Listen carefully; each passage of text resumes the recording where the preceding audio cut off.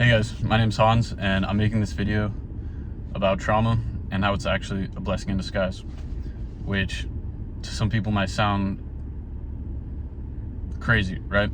How is this event that crushed my soul, destroyed my psyche, and ruined my life, or at least you thought at the time, how is that a blessing?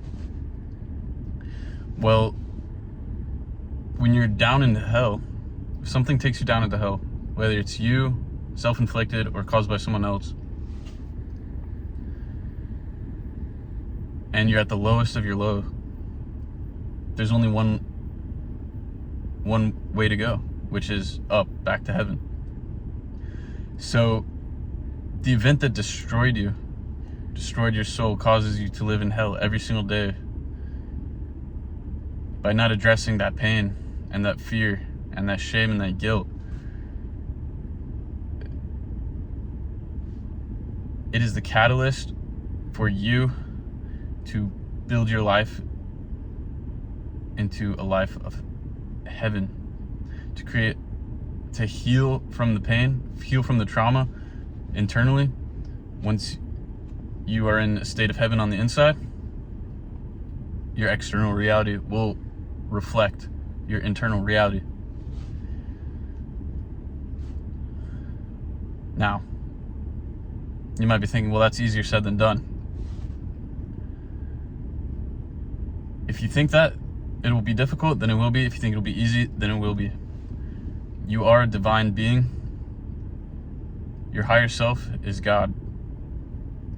And we might bend, but we don't break. Okay?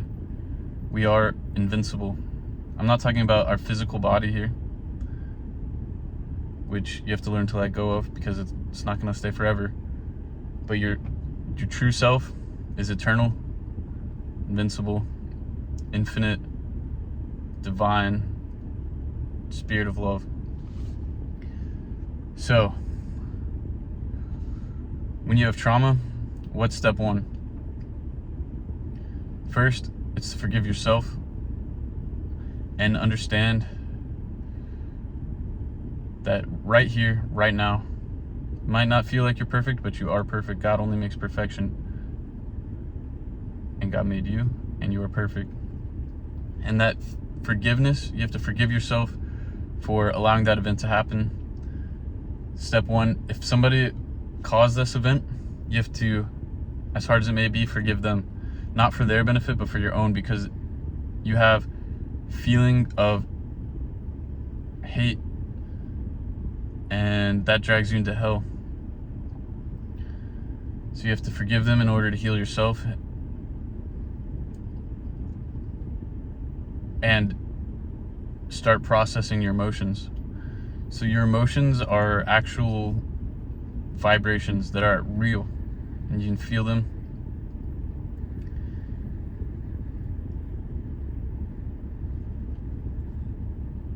Stemming from your soul, from your psyche, your mind.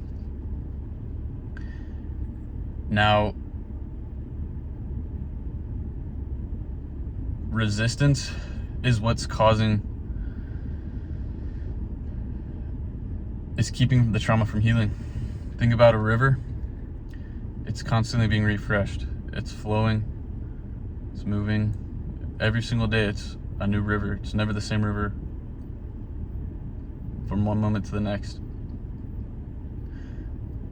But if you build a dam that causes resistance, that becomes a pond, which becomes a lake, which becomes an ocean.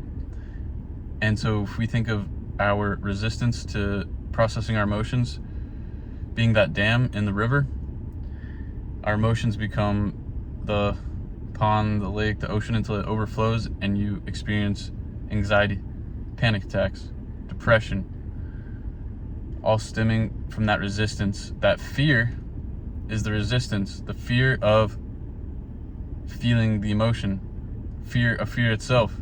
There's thousands of different fears in the world, infinite number. And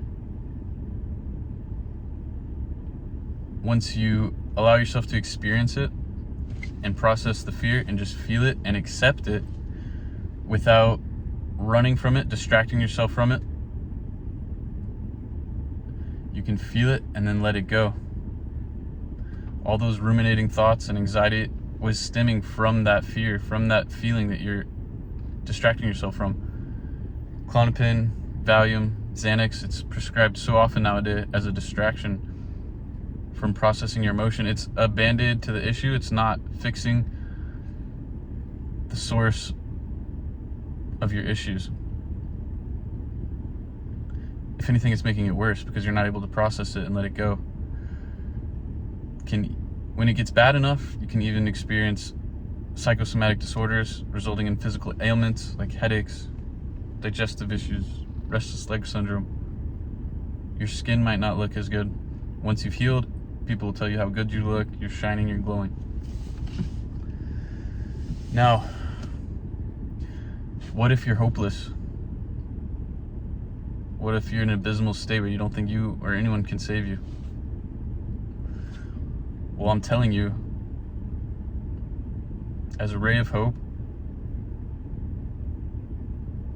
that I experienced horrible, soul-shattering, hopeless state. And in that lowest of the low, I found courage. I found hope. I found my true power as a divine being to heal myself.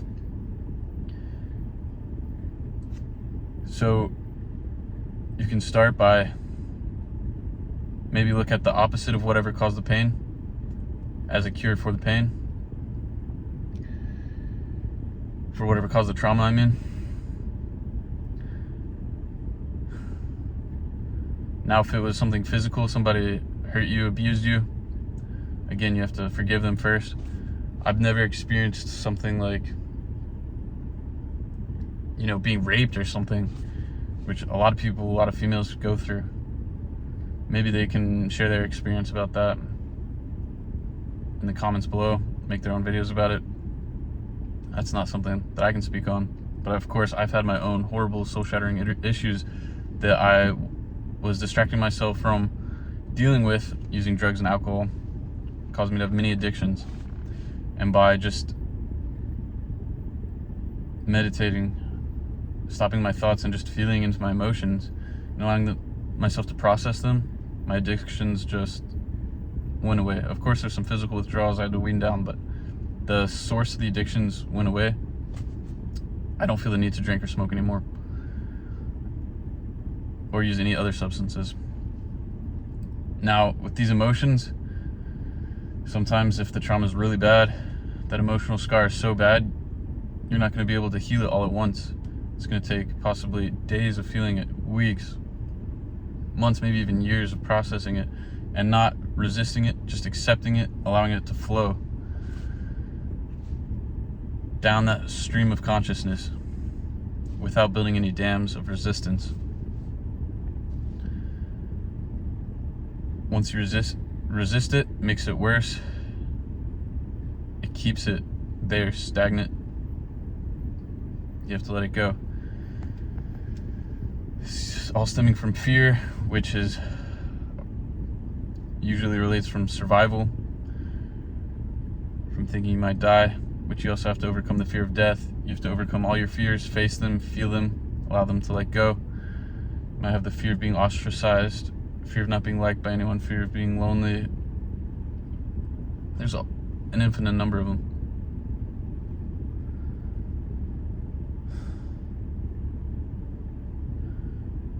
Even the fear itself.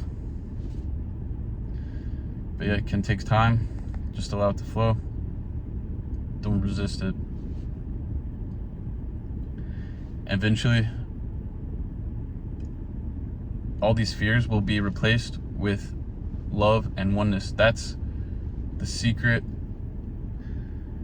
true state that's within us all. We're all divine being of infinite love, and that infinite love, we have a magic factory of infinite love inside of us, and it's just waiting to come out once we get rid of all of our emotions of shame, guilt, and fear. And then from there we can create a life from hell to heaven.